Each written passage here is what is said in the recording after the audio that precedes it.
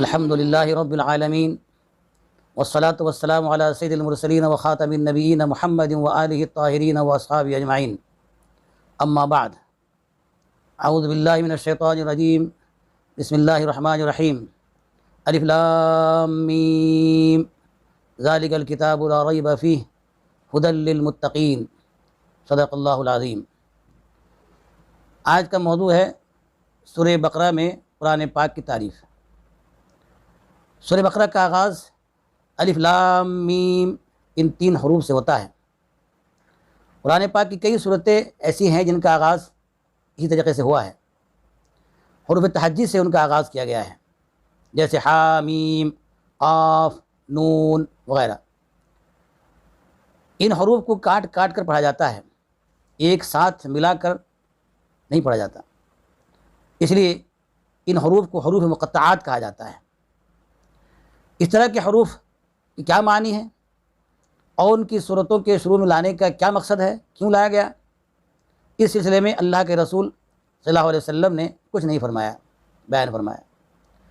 صحابہ کرام رضی اللہ عنہم سے پوچھا گیا تو انہوں نے ان کے سلسلے میں اپنی ناعلمی کا اظہار فرمایا، اور اسی لیے متقدمین مفسرین جو ہیں ان کے بارے میں صاف طور پر کہتے ہیں کہ ہمیں کچھ نہیں معلوم اس کے بارے میں، لیکن متاخرین مفسرین نے یہ سوچا کہ یہ کیسے ہو سکتا ہے کہ قرآن میں کوئی لفظ ایسا آئے جس کا کوئی معنی مطلب ہی نہ ہو، اور وہ کیوں لائے گئے اور کیوں اس کو لایا گیا، اس کا کوئی سبب نہ معلوم ہو، ایسا تو ہو نہیں سکتا۔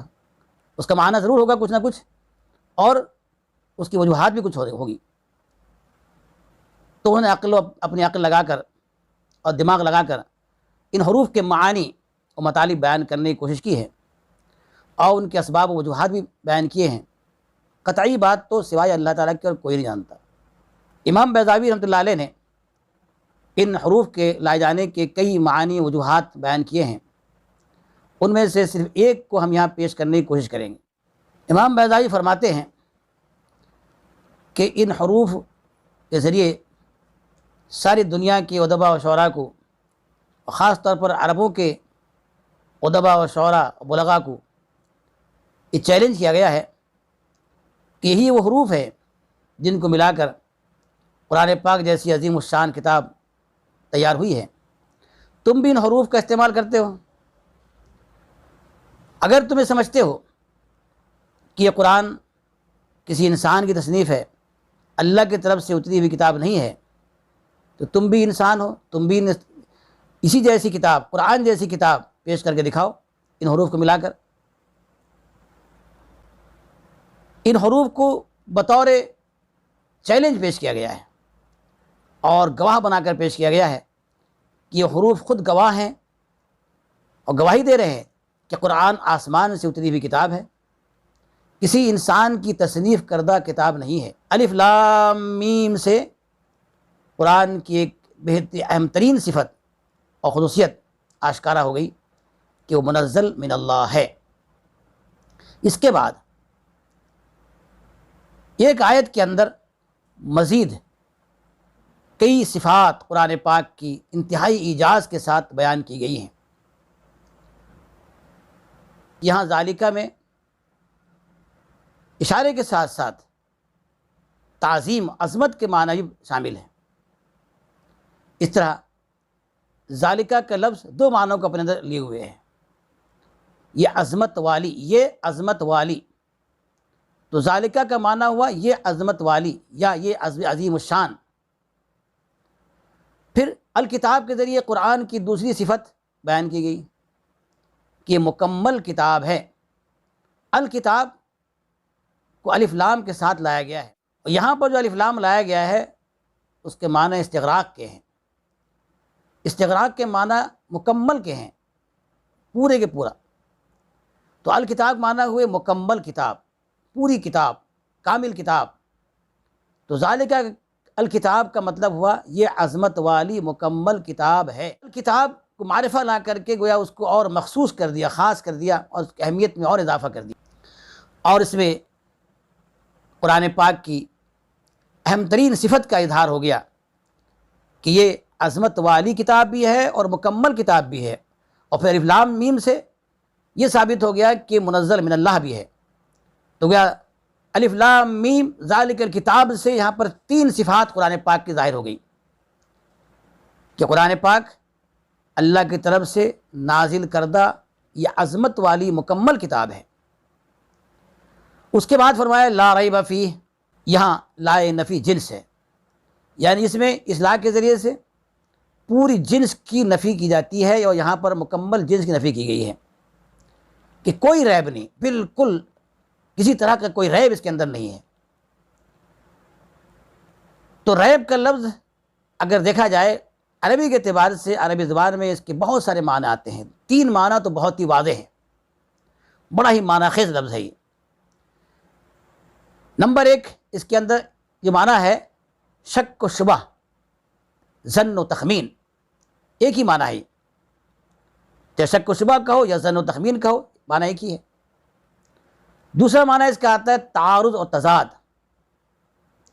اور تیسرا معنی اس کا ہے خلاف عقل ہونا، اور یہ تینوں معانی بیک وقت یہاں موجود ہیں۔ مطلب یہ ہوا کہ ایسی کتاب ہے جس میں نہ تو شک و شبہ اور ظن و گمان والی کوئی بات ہے، اور نہ اس کے معانی میں باہم کوئی تعارض پایا جاتا ہے، اور نہ اس کی کوئی بات کسی طرح بھی عقل کے خلاف ہے۔ اس کا سیدھا سا مطلب یہ ہوگا کہ قرآن ایسی کتاب ہے جس کی پیش کردہ ساری باتیں قطعی اور یقینی ہیں، اس کا ہر بیان دوسرے بیان کی تائید و توثیق کرتا ہے، اور اس کے سارے بیانات عقل و حکمت سے پوری طرح ہم آہنگ ہیں۔ اس طرح لا ریب فیہ سے قرآن پاک کی مزید 3 صفات کا بیان ظاہر ہوتا ہے۔ نمبر 1، قرآن پاک کے بیانات ایسے حقائق ہیں، ایسے حقائق پر مبنی ہیں جو قطعی ہیں۔ قرآن پاک تمام قسم کے تضادات سے پوری طرح پاک ہے، اس کے بیانات میں کوئی تضاد و تعارض نہیں پایا جاتا۔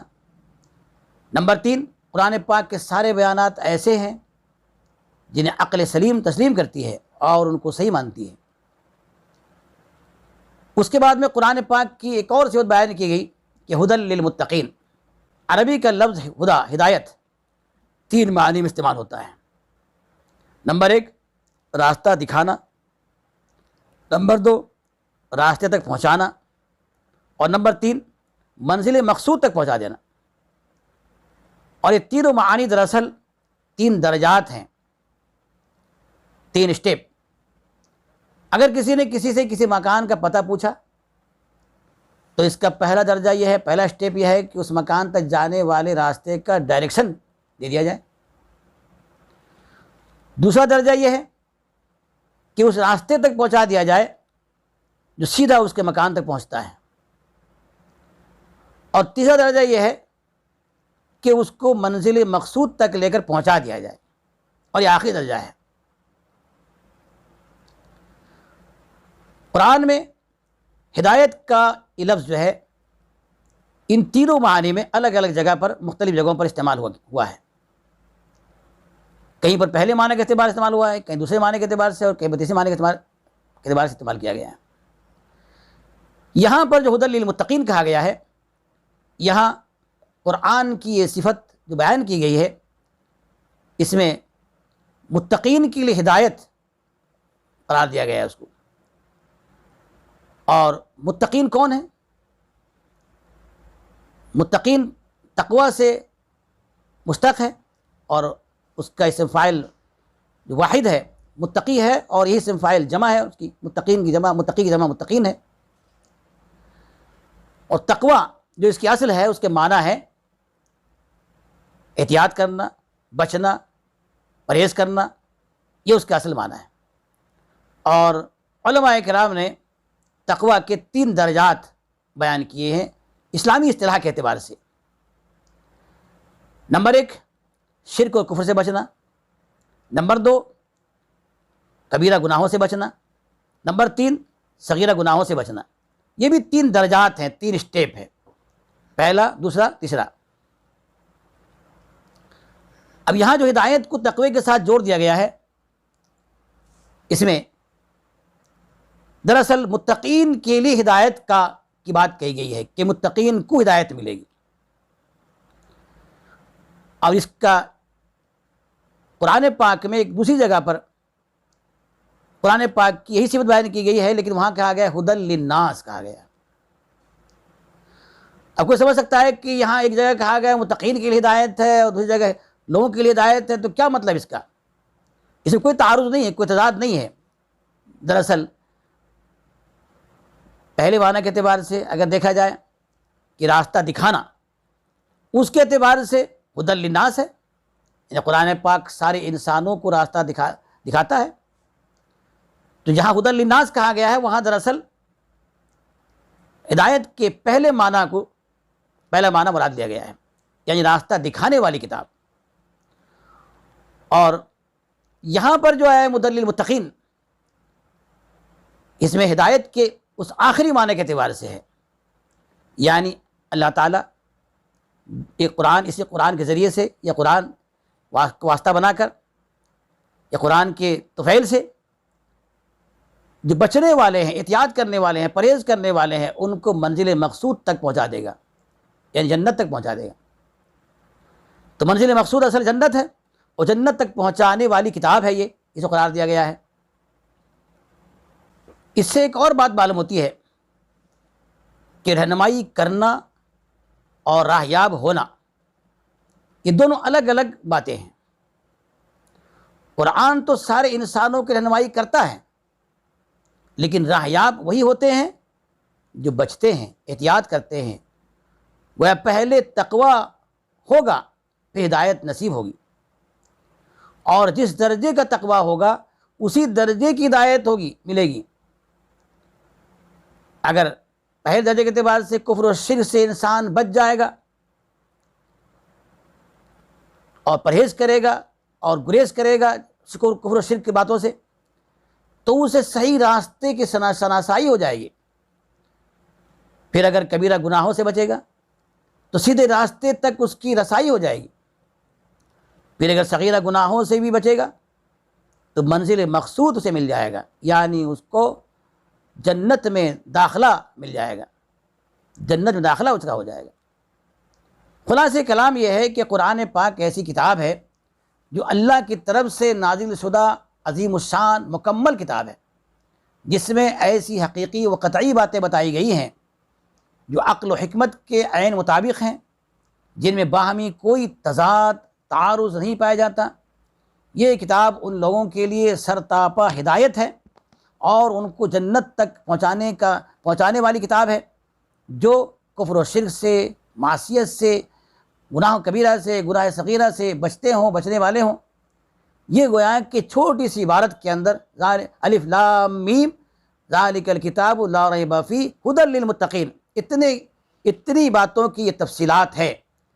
یہ قرآن پاک کی ایسی جامع و معنی تعریف ہے جو سورہ بقرہ کے بالکل اولین آیتوں میں بیان کی گئی ہیں۔ 2 آیتوں کے اندر الف لام میم میں بھی قرآن پاک کی صفت ہے، اور اس آیت کے اندر دوسری آیت ہے، اس کے اندر بھی قرآن پاک کی صفات کو جمع کر دیا گیا ہے مکمل طور پر۔